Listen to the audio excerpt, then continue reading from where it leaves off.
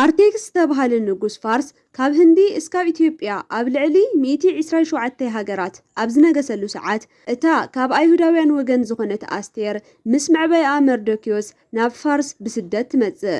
አርቴክስ ኣብ ዝነገሰ ኣብ 30 ዓመቱ ክባር ዝኾነ ዋጋ ንግስነቱን ሓብስ ዝበለ ጉርማ ሞገስን ንምርኣይ ንፈተውቱን ኣገልገልቱን ን180 መዓልትታት ዝጸንሕ እንግዶት የዳሉ። ናይ ፋርስ ዓበይቲ ዓድን ሹመኛታትን እውን ምስኡ ነበሩ። ሰላም ዝኸበርኩም ተኸታተልቲ ዳይመንድ 21 ሚድያ ከመይ እኒአኹም? ደሕና ዲኹም? ኣብ ዘለኹሞ ሰላምኩም ይዛሕ። ሎማዓንቲ ድማ ብዛዕባ እታ ካብ ስደት ተላዒላ ንንግስነት ዝተሓፀየትን ብመልክዓን ብፅባቐኣን ንህዝባ ድሕነት ዘግነየትን ንግስቲ ኣስቴር ህይወት ታሪክ ሕፅር ኣቢልና ክነቕርበልኩም ኢና። ሓድሽቲ ዝኾንኩም ሰብስክራይብ፣ ነባራት ዝኾንኩም ድማ ቪድዮና ላይክ ብምግባር ጀምርዎ። እቲ እንግዶት ምስ ተፈጸመ እውን ንጉስ አርቴክስ ነቶም ኣብ ሓጹር ሱሳ ዝርከቡ ኣገልገልቲ ናይ 7 መዓልቲ እንግዶት የዳሉ። እታ ንግስቲ እውን ብተመሳሳሊ ነተን ኣዋልድ ኣገልገልቲ ን7 መዓልቲ ዝጸንሕ እንግዶት ገበረት። ንጉስ ኣብ 7ይ መዓልቲ ወይኒ ሰትዩ ኣብ ዝተሓጎሰሉ ሰዓት እታ ንግስቲ እስቲን መልክዐኛ ብምንባራ ጽባቐ ንመንግስትን ንህዝብን ንክርአ ናይ ክብሪ ዘውዲ ኣብ ልዕሊ ኣደፊኦም ናብቲ ጉዳይ ንከምጽዋ ን7 ኣገልገልቲ ይልኽ።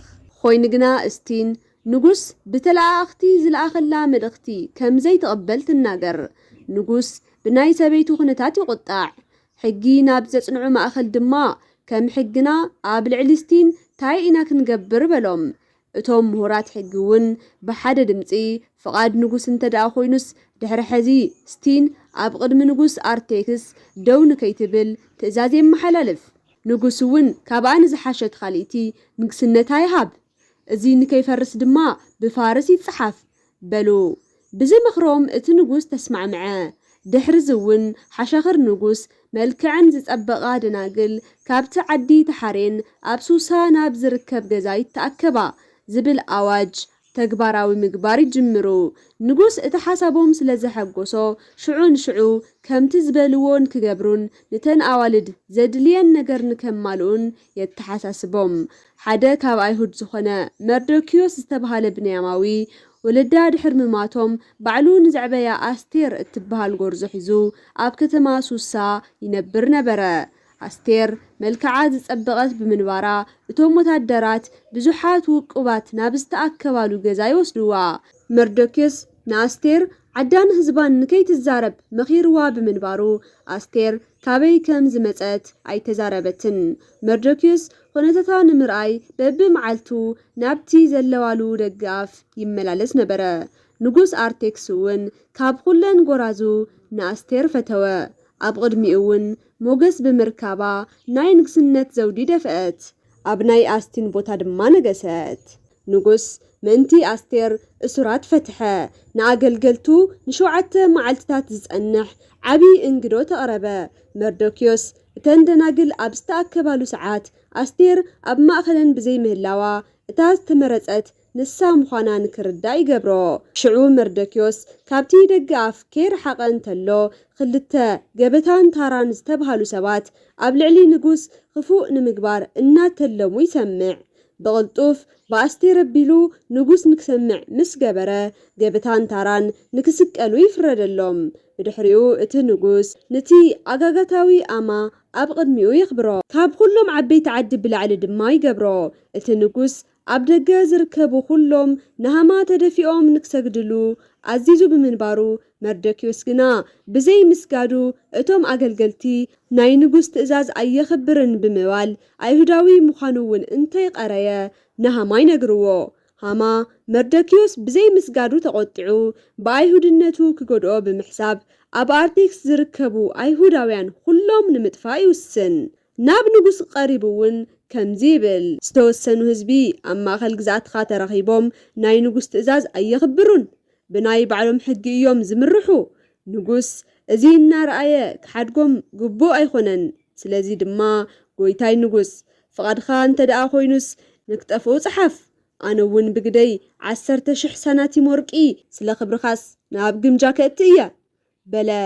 እቲ ንጉስ ቀለበቱ ኣውፂኡ ንጸላኢ ኣይሁድ ሃማ ኣብ ኢዱ ይህቦ። ሃማ ንናይ ንጉስ ጸሓፍቲ ጸዊዑ ካብ ህንዲ እስካብ ኢትዮጵያ ንዘለው ናይ አርቴክስ ግዛት አይሁድ ዝኾኑ ህፃውንትን አረጋውያንን አዋልድን አወዳትን ኩሎም ብሓንቲ መዓልቲ ንከጥፍእዎም በብቋንቋኦም ተጻሒፉ ብናይ ንጉስ ቀለበት ንክሕተም ገበረ። ሃማን እቲ ንጉስን ኣብ ዝሰትይሉ ሰዓት ከተማ ሱሳ ተሓሚሳ ነበረት። መርዶክዮስ እውን እቲ ዝተገበረ ኩሉ እንትፈልጥ ክዳኑ ቀዲዱ ጸሊም ተኸደነ፣ ሓመድ እውን ነስነሰ። ናብ ማእኸልታ ከተማ ወፂኡ እውን ብዝመረረ ኣውያት ጨደረ። ናይ ኣስቴር ኣገልገልቲ ዝረኣይዎ ነገርዋ ኣስቴር ካብ ልባ ሓዘነት። ክዳን ንክኽደን እውን ቀምሽ ለኣኸትሉ። መርዶክዮስ ግን ኣይተቐበለን። ንግስቲ ኣስቴር እቲ ንጉስ የማናይ ኢዳ ንክኾን ንዝመደቦ ኣክራትዮስ ፀዊዓ እቲ ዝተፈጠረ ንምፍላጥ ናብ መርዶክዮስ ንክኸድ ትእዝዞ። መርዶክዮስ ቀፂሉ እቲ ዝተገበረ ኩሉ ብተወሳኺ ሃማ ኣይሁድ እንተደኣ ጠፊኦም ናብ ግምጃ ዘእትወ መጠን ገንዘብ እንተይቀረየ ዘርዚሩ ይናገር። ኣስቴር እዝን ትሰምዕ ብኣክራትዮስ ጌራ ንመርዶክዮስ ኣብ ኩሉ ዓዲ ካብ ዝርከቡ ኣወዳት ይኹኑ ኣዋልድ ናይ ንጉስ ፍቓድ እንተይፈለጠ ናብ ቤተ መንግስቲ ዝኣቱ እቲ ንጉስ ናይ ወርቂ ዘንጊ እንተዘይዘርግሐሉስ መዋቲ እዩ ዝኸውን። ኣነ እውን ናይ ንጉስ ፍቓድ ኣይፈለጥኹን ብምባል መልእኽቲ ትልእኸሉ። ኣክራትዮስ እቲ መልእኽቲ ሒዙ ናብ መርዶክዮስ ይበጽሕ። መርዶክዮስ ቀፂሉ ንኣስቴር ከይድኻስ ከም ዝበላ ንስኺ ኣብ ቤተ መንግስቲ ብምዃንኺ ኣይሞትን ኢልኽን ተሓሰብኺ እቲ ምስኪን ህዝብኺ ግና ይሞት ከም ዘሎ ዝተውዕሊ ንዚ ክፉእ መዓልቲ ንክትኾንና እውን ክኾን ይኽእል እዩ ንግስቲ ዝኾንኺ ኢሉ ይልእኾ። ኣስቴር ቀፂላ እስኻን ህዝብኻን ጽሙ ስለናተይ እውን ጸልዩ፣ ኣነ እውን ምስ ኣገልገልተይ ክጾምን ክጽልይን እየ። እንተጠፋእኹ እውን ዋላ ክጠፍእስ ናብቲ ቤተ መንግስቲ ክኣቱ እየ በለቶ። መርዶክዮስ ኣስቴር ከም ዝበለቶ ገበረ። 3 መዓልቲ ምስ ጾሙ እውን ኣስቴር ዘውዲ ንግስናኣ ደፊኣ ናብ ንጉስ ተኣቲ። ንጉስ ኣብ ዙፋን ተቐሚጡ ነበረ። ንግስቲ ኣስቴር ኣብ ቅድሚኡ ደው ኢላ ምስ ረኣየ እውን ኣብ ቅድሚ ዓይኑ ሞገስ ስለ ዝረኸበት ንጉስ ኣብ ኢዱ ዝርከብ ወርቂ ዘንጊ ዘርግሐላ። ኣስቴር እውን ቀሪባ ናይቲ ዘንጊ ጫፍ ትነክእ። ንጉስ ቀፂሉ ኦ ንግስቲ ኣስቴር ንገርኒ ግበረልኺ እትደልዮ እንታይ እዩ? ክትሳብ ፍርቂ መንግስተይ እኳ እንተኾነ ንዓኽስ ፍቑድ እዩ ይብላ።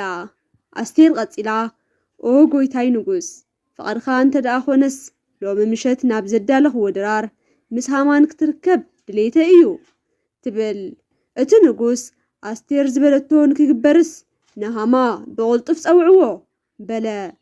ምሸት እውን ንጉስን ሃማን ናብ ናይ ኣስቴር እንግዶት መፁ። ኣብ መንጎ እውን ንጉስ ኣርቴክስ ንኣስቴር ኦ እምበይቲ ክበሃወኪ እትደልዮስ እንታይ እዩ?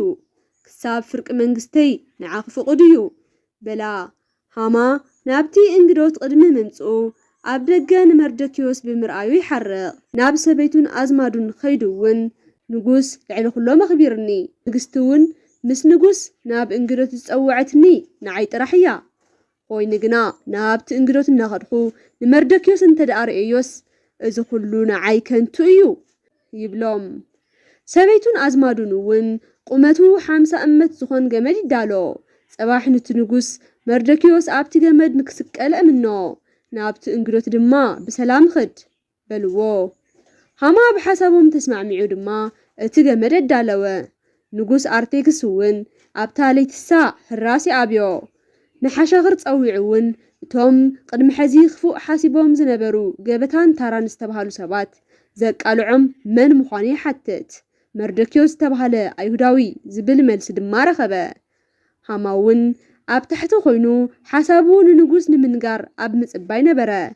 ሃንደበት እቲ ንጉስ ካብ ዝፋኑ እናወረደ ንጉስ ንዝፈትዎ እንታይ ይገብረሉ ኢሉ ይሓቶ።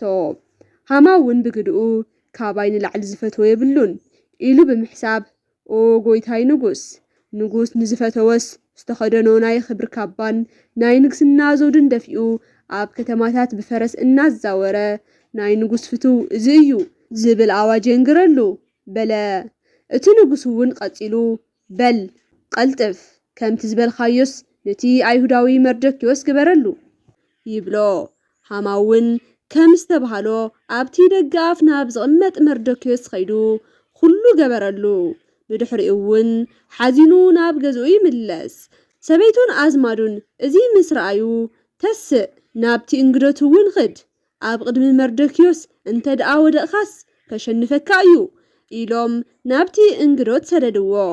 እቲ ንጉስ ንኣስቴር ዝደለየቶ ከም ዝገብርላ እንትናገር ኣስቴር ቀፂላ ኦ ጎይታይ ንጉስ ኣብ ቅድሜኻስ ሞገስ እንተ ደኣ ረኺበ ህይወተይ ብልመናይ ህዝበይ እውን ብድሌተይ ይበሃወኒ ኣነን ህዝበይን ንባርነት ዝተሸጥና ምኾናስ ሱቕ ምበልኩ ዝተሸጥናሉ ግና ንሞትን ጽንተትን ብምዃኑ እምበር በለት።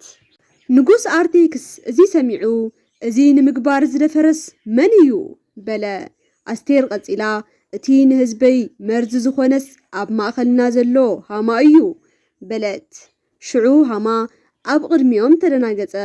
እቲ ንጉስ እውን ብቆጥዐ ካብ ኮፍ ዝበለሉ ተሲኡ ይኸይድ።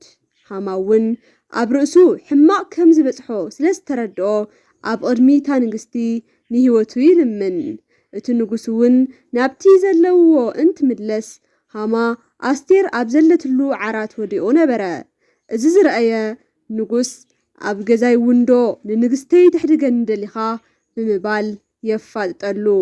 ሽዑ ኣብ ቅድሚ ንጉስ ደው ካብ ዝብሉ ኣገልገልቲ እቲ ሓደ ሃማ መርዶክዮስ ንክስቀለሉ ዘዳለዎ ገመድ ከም ዘሎ እንትንገሮ ንጉስ ኣብቲ ገመድ ንባዕሉ ስቐልዎ በለ። ንመርዶክዮስ ኣብ ዘዳለዎ መስቀል እውን ንባዕሉ ምስ ተሰቐለ ናይ ንጉስ ቁጥዐ ዝሓለ። ብድሕሪኡ ንጉስ ናይ ሃማ ገዛ ንኣስቴር ንክባሃዋ ገበረ። እሳ እውን መርዶክዮስ መዕበይኣ ምዃኑ ነጊራ ምስቲ ንጉስ ተፋልጦ።